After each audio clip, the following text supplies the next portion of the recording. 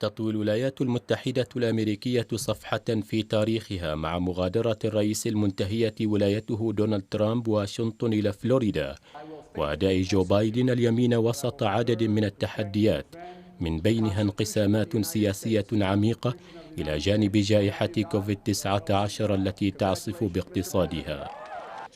الرئيس بايدن ومع دخوله البيت الأبيض يتوقع أن يصدر 17 أمرا رئاسيا يعود فيها عن إجراءات اتخذتها إدارة ترامب، ومنها التعهد بعودة بلاده وتعليق خروجها من منظمة الصحة العالمية.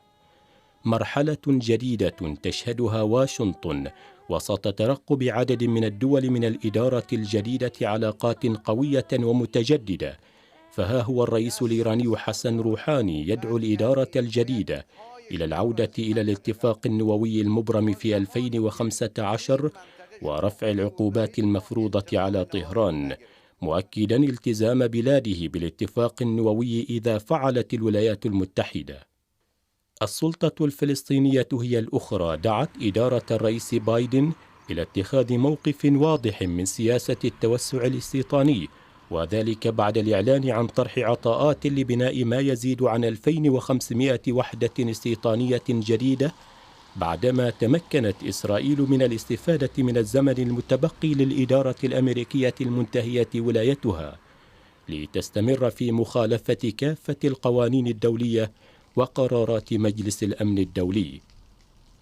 موسكو أيضا رغم الخلافات المتزايدة في عدد من الملفات، إلا أن الكرملين اعتبر أن تحسين العلاقات بين روسيا والولايات المتحدة يعتمد فقط على الإرادة السياسية للرئيس الأمريكي جو بايدن.